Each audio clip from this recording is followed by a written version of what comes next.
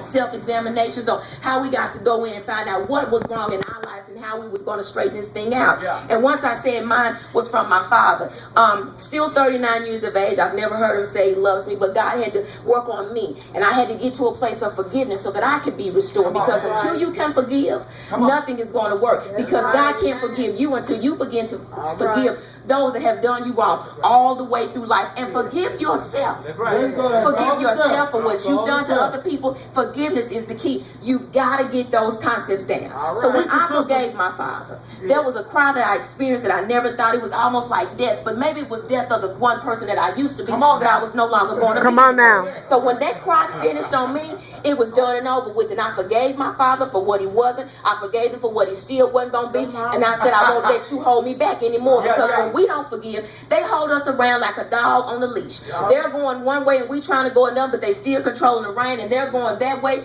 in their own life, fulfilling what they need to do, and we're still holding on to what they didn't do right and how they didn't do it. Okay, I'll never get the birthday parties that I didn't do good enough for them to do. I'll never get the walks in the park, but what I have now is substance, spiritual substance, that is worth more than any materialistic wealth that I could ever get. So when I began to notice those things, I was like, well, Lord, it's okay, but he was teaching me some things. Well, what if your daddy never just really know how to love because he never got it? And what if your mother never knew what it was for a man to even give other love, or she never gave it back? We began to do things by trial and error, because I never seen it from the two, so now I got to pick and choose and try to figure out how I'm supposed to make it right. The example of the parents. I saw my mama used to be in the club. She used to win the cutie pie contests, and I'm pretty sure my daddy was the biggest player of all, because he got 10 kids by not one woman and maybe not 5. So there was another trail that was going down the road. So there were some things that I had to be free from, the generational curses of my parents. See, we don't talk about those things, and I'm talking about way back then, poverty,